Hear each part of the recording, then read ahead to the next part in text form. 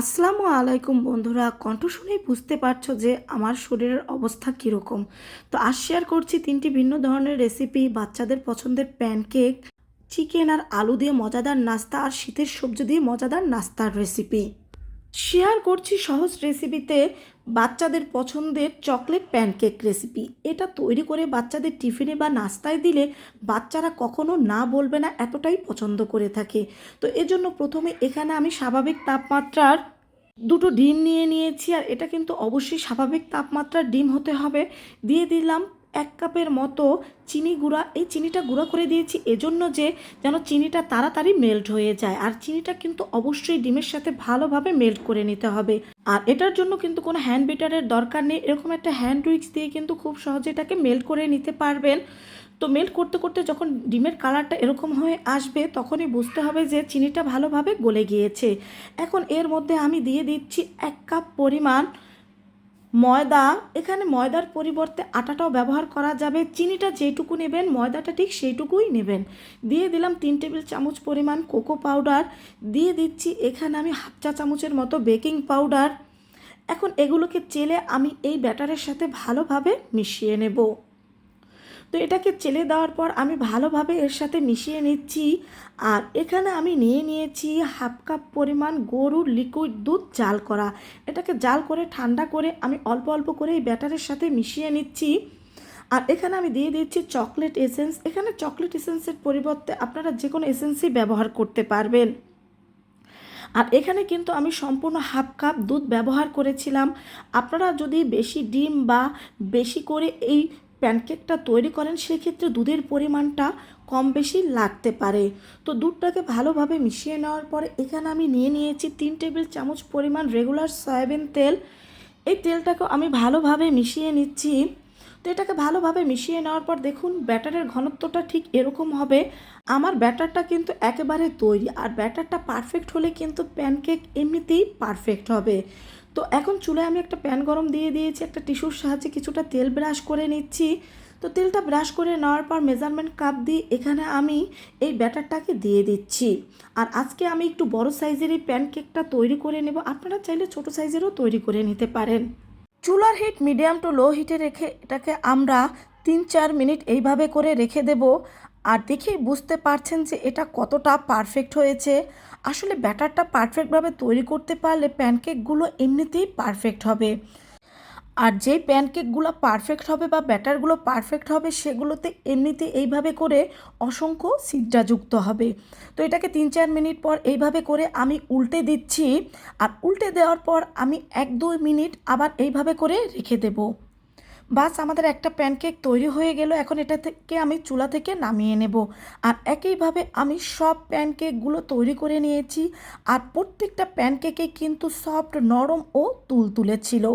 তো আশা করছি তোমরা এখন থেকে খুব সহজে ঝটপট বাচ্চাদের এইভাবে এই পছন্দের প্যানকেকটা তৈরি করে দিতে পারবে। দেখো এটা কতটা নরম সফট হয়েছে আর ভেতরটাও কতটা পারফেক্ট হয়েছে। বাচ্চাদের এইভাবে প্যানকেক তৈরি করে দিলে বাচ্চারা কিন্তু অনেক বেশি খুশি হয়ে যাবে। শেয়ার করব মাত্র 2 টুকরো চিকেন আর আলু দিয়ে মজাদার স্বাদের একটা নাস্তার রেসিপি।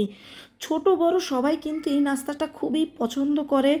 আর যেহেতু আলু আর চিকেন রয়েছে বাচ্চারা কিন্তু এই নাস্তাটা একটু বেশি পছন্দ করে। তো এখানে আমি 2 টুকরো চিকেন নিয়ে নিয়েছি আর নিয়ে নিয়েছি কিছু আলু। এখন প্রথমে এই চিকেনটাকে আমি সিদ্ধ করে নেব। লবণ, হলুদ, রসুন আর গোলমরিচ দিয়ে এটাকে সিদ্ধ করে নিচ্ছি। আর আলুটা আমি প্রেশার কুকারে দিয়ে দিয়েছি যেন তাড়াতাড়ি সিদ্ধ হয়ে যায়। তো চিকেনটা সিদ্ধ হয়ে গিয়েছে আর আলুটাও কিন্তু সিদ্ধ হয়ে গিয়েছে। তো প্রথমে আমি এই আলুটাকে ভালোভাবে ভর্তা করে নেব। তো আলুটাকে ভর্তা করে নিয়ে নেওয়ার পরে যে চিকেনটা আমরা সিদ্ধ করেছি এই চিকেনটাকেও হাত দিয়ে আমি ছাড়িয়ে এইভাবে ছোট ছোট করে নেব। তো চিকেনটাকেও কিন্তু আমরা ভালোভাবে ছাড়িয়ে নিয়েছি। এখন এই চিকেন আলুটাকে আমি একসাথে মিশিয়ে নিচ্ছি। এখন এর মধ্যে আমি দিয়ে দিচ্ছি পেঁয়াজ কুচি, দিয়ে দিচ্ছি কাঁচামরিচ কুচি, দিয়ে দিচ্ছি সামান্য একটু হলুদ গুঁড়ো, আর দিয়ে দিচ্ছি এখানে লাল মরিচ গুঁড়ো। ঝালটা আপনারা আপনাদের পছন্দ মতো ব্যবহার করবেন। দিয়ে দিলাম জিরা গুঁড়ো, আর দিয়ে দেব সামান্য একটু গরম মশলা গুঁড়ো, আর দিয়ে দিচ্ছি এখানে আমি গোলমরিচ গুঁড়ো, দিয়ে দেব সামান্য একটু রসুন বাটা আর সামান্য একটু আদা বাটা। তো এই সব মশলা দিয়ে দেওয়ার পরে এখানে আমি দিয়ে দেব 3 টেবিল চামচ পরিমাণ কর্নফ্লাওয়ার। এখানে কর্নফ্লাওয়ারের পরিবর্তে চালের গুঁড়াটাও ব্যবহার করা যাবে। আর দিয়ে দেব 2 টেবিল চামচ পরিমাণ বেসন। আর দিয়ে দিচ্ছি এখানে আমি কিছু ধনিয়া পাতা কুচি, আর দিয়ে দেব স্বাদ মতো লবণ। এখন এই সব উপকরণগুলোকে আমি একসাথে ভালোভাবে মিশিয়ে নেব। অনেক সময় দেখা যায় বাচ্চাদের নাস্তা তৈরি করার পর আমাদের সামান্য কিছু চিকেন বেঁচে যায়, যেগুলো দিয়ে পরবর্তীতে নাস্তাটা তৈরি করা যায় না, মানে নাস্তাটা সবার হয় না। সেই সামান্য চিকেন আর সবার বাসায় কিন্তু আলু থাকে, এগুলো দিয়ে কিন্তু আমরা এরকম মজাদার স্বাদের নাস্তাগুলো তৈরি করে নিতে পারি। আর এরকম চিকেন আলুর মজাদার নাস্তা কিন্তু বাচ্চারা অনেক বেশি পছন্দ করে, নাস্তা হোক বা টিফিনে। এরকম নাস্তা পেলে বাচ্চারা অনেক বেশি খুশি হয়ে যাবে। তো সব নাস্তাগুলো আমি তৈরি করে নিয়েছি। তো চুলায় আমি তেল গরম দিয়ে দিয়েছি। এখন এই তেলের মধ্যে আমি একটা একটা করে নাস্তাগুলো দিয়ে দেব। আর এই নাস্তাগুলো আমি মিডিয়াম টু লো হিটে ভেজে নেব। এই নাস্তাগুলোর উপরের অংশটা যেমন ক্রিস্পি হয়, ভিতরটা কিছুটা নরম থাকে। তো নাস্তাগুলোর একটা সাইড হয়ে গিয়েছে, আমি অন্য একটা সাইড উল্টে দিচ্ছি। তো সব নাস্তাগুলো আমি উল্টে দিয়েছি। আর এরই মধ্যে আমার সব নাস্তাগুলো কিন্তু ভেজে নেওয়া হয়ে গিয়েছে। এখন এই নাস্তাগুলোকে আমি তুলে নিচ্ছি। আর একইভাবে কিন্তু আমি সব নাস্তাগুলো ভেজে নেব। আর বন্ধুরা, দেখেই বুঝতে পারছো নাস্তাগুলো কিন্তু খুবই লোভনীয় হয়েছে, আর খেতেও কিন্তু দারুণ ছিল। চিকেন আর এই আলুর নাস্তাটা যে একবার খাবে সে কিন্তু এর স্বাদ ভুলতে পারবে না।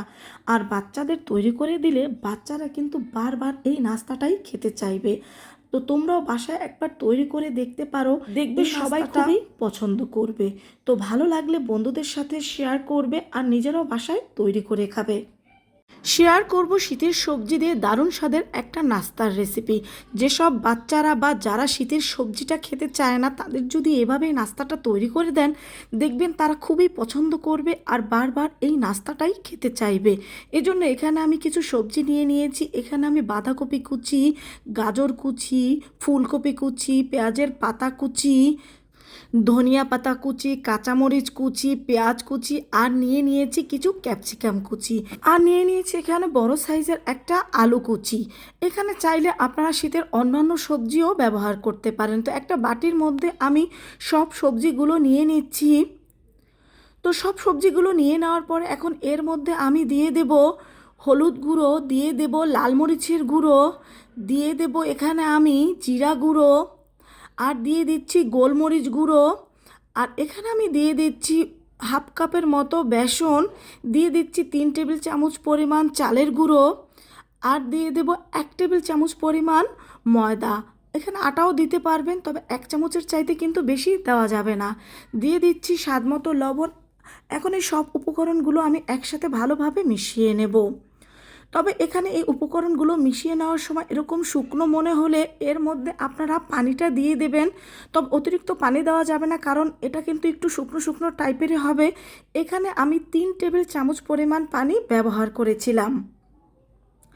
তো আরেকটু পানি দিয়ে দিচ্ছি। তো আমার এখানে এই সবজিগুলো কিন্তু মেখে নেওয়া হয়ে গিয়েছে, আর দেখতেই পাচ্ছেন এটাকে আমি কিভাবে করে মেখে নিয়েছি।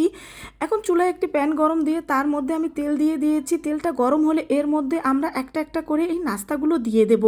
আর এই নাস্তাগুলো আমি মিডিয়াম টু লো হিটে ভেজে নেব। এতে নাস্তাগুলো কিন্তু অনেক বেশি মুচমুচে হবে। আর বন্ধুরা, এখানে কিন্তু চালের গুঁড়ার পরিবর্তে কর্নফ্লাওয়ারটা ব্যবহার করা যাবে না, কারণ চালের গুঁড়াটা দেওয়ার কারণে কিন্তু এই নাস্তাটা আরও অনেক বেশি টেস্টি হয়ে থাকে।